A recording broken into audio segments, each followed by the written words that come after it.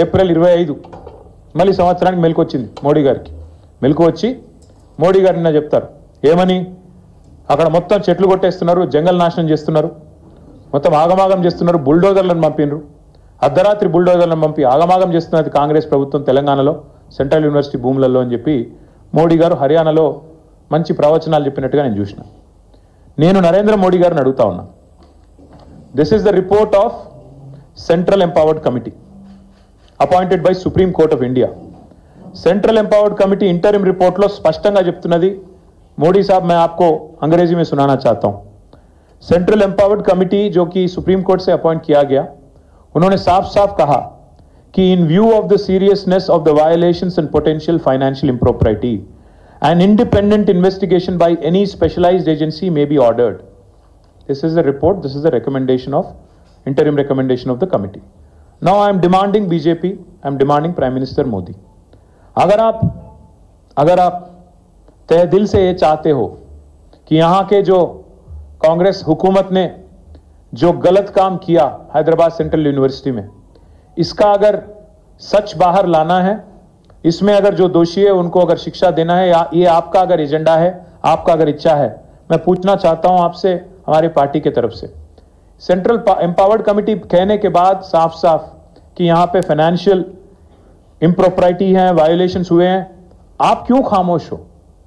भारत सरकार क्यों नहीं आगे आती है? भारत सरकार क्यों नहीं आगे आके कोई कार्रवाई शुरू करती है? हमने तो चिट्ठी लिख दी, पूरे डिटेल्स के साथ साथ हर किसी को हमने चिट्ठी लिखी. हमने लिखा हमारे पार्टी की तरफ से आरबीआई गवर्नर को, एसएफआईओ को, सीरियस फ्रॉड इन्वेस्टिगेशन ऑफिस को, साथ ही साथ हमने सीवीसी को, सेंट्रल विजिलेंस कमिश्नर, सीबीआई, हर किसी को हमने पूरा डिटेल के साथ, पूरा आधार के साथ हमने चिट्ठी लिखा. अगर वो बस नहीं है आपके लिए, अगर वो काफी नहीं है आपके लिए, तो मैं पूछना चाहता हूं क्या ये सेंट्रल एम्पावर्ड कमेटी का रिपोर्ट भी आपके लिए काफी नहीं है?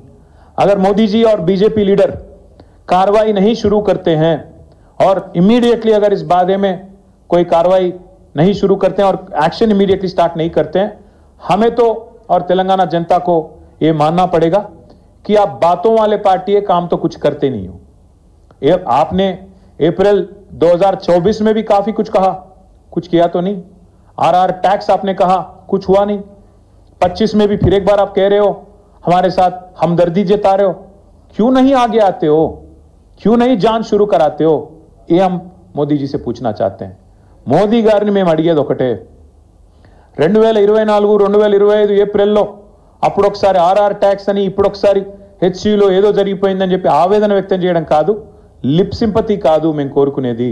మీరు నిజంగానే చిత్తశుద్ధిగా ఉంటే పర్యావరణం విషయంలో, ఈ పర్యావరణాన్ని కాపాడే విషయంలో వెంటనే సెంట్రల్ ఎంపవర్డ్ కమిటీ చెప్పినట్టుగా ఇండిపెండెంట్ ఇన్వెస్టిగేషన్, ఒక సుప్రీంకోర్టు జడ్జిని వేయండి, ఒక సుప్రీంకోర్టు జడ్జిని అపాయింట్ చేయండి. మీరు వెంటనే ఇన్వెస్టిగేషన్కి ఆదేశించండి. లేదా మీ చేతిలో ఉన్న సంస్థలు, ఆర్బీఐ ఉంది, ఎస్ఎఫ్ఐఓ ఉంది, సివిసి ఉంది, సిబిఐ ఉంది, investigation agency of your choice. We demand answers from central government, union government. You come forward. Congress वाले एट्ला कापाडतारु, राहुल गांधी नोरिप्पडु. हम जब भी कोई आपत हो मैं आ जाऊंगा, राहुल गांधी చెప్పిన డైలాగ్. మీకు ఆపద ఉంటే నేను వస్తా. రోహిత్ వేముల ఘటన జరిగినప్పుడు 2 సార్లు హైదరాబాద్ సెంట్రల్ యూనివర్సిటీకి వచ్చిన రాహుల్ గాంధీ గారు చెప్పిన మాట, మీకు ఎప్పుడు ఏ సమస్య ఉన్నా నేను వస్తా అన్నాడు. ఇప్పుడు పత్తా లేడు. అందుకే నేను అంటున్నా, కాంగ్రెస్ వాళ్ళు ఎట్లాగూ నోరు మెదపరు, వాళ్ళకు ఢిల్లీకి బ్యాగులు పోతున్నాయి, మూటలు పోతున్నాయి, వాళ్ళు నోరు తెరవరు. మీరెందుకు తెరుస్తలేరు? బీజేపీకి ఏం అడ్డం వస్తున్నది? ఇంత స్పష్టంగా సెంట్రల్ ఎంపవర్డ్ కమిటీ చెప్పిన తర్వాత, వేలాది వృక్షాలు కులగొట్టినారని మీరే చెప్తున్న తర్వాత, అక్కడ జంతువులకు మరి జాగలేకుండా చేసి వాటి సావులకు కారణమవుతున్నారని చెప్పిన తర్వాత మీరెందుకు ఈ వెనక్కి పోతున్నారని అడుగుతా ఉన్నాం. ఇంకా సెంట్రల్ ఎంపవర్డ్ కమిటీ ఎంత సీరియస్ అలిగేషన్స్ చేసిందంటే, వాళ్ళు చెప్పిన రిపోర్ట్ ఇది, పారా number 49. The manner in which TGIAC cleared the land raises serious questions regarding both intent and procedure. వాళ్ళ ఉద్దేశాలు, వాళ్ళు ఏ పద్ధతిలో పోయారో రెండింటి మీద కూడా మాకు తీవ్రమైన అనుమానాలు ఉన్నాయి. ఇది సెంట్రల్ ఎంపవర్డ్ కమిటీ చెప్పిన మాట. ఇంతటితో ఆగలేదు, ఇంకా చాలా చెప్పారు. వారు state government should have ideally looked into these facts while constituting an expert committee. Forest like ఏరియానా కాదా చూసుకోవాలి కదా స్టేట్ గవర్నమెంట్ అన్నారు. అట్లాగే ఏం చెప్పారు, prevention and control of pollution act 1981, అదేవిధంగా వాటర్లో prevention and control of pollution act 1974, ఈ రెండింటికి సంబంధించి ఈఐఏ ఎన్వైరన్మెంటల్ ఇంపాక్ట్ అసెస్మెంట్ ఏదైతే జరగాలో, it appears to be a deliberate act by TGIIC to bypass environmental scrutiny.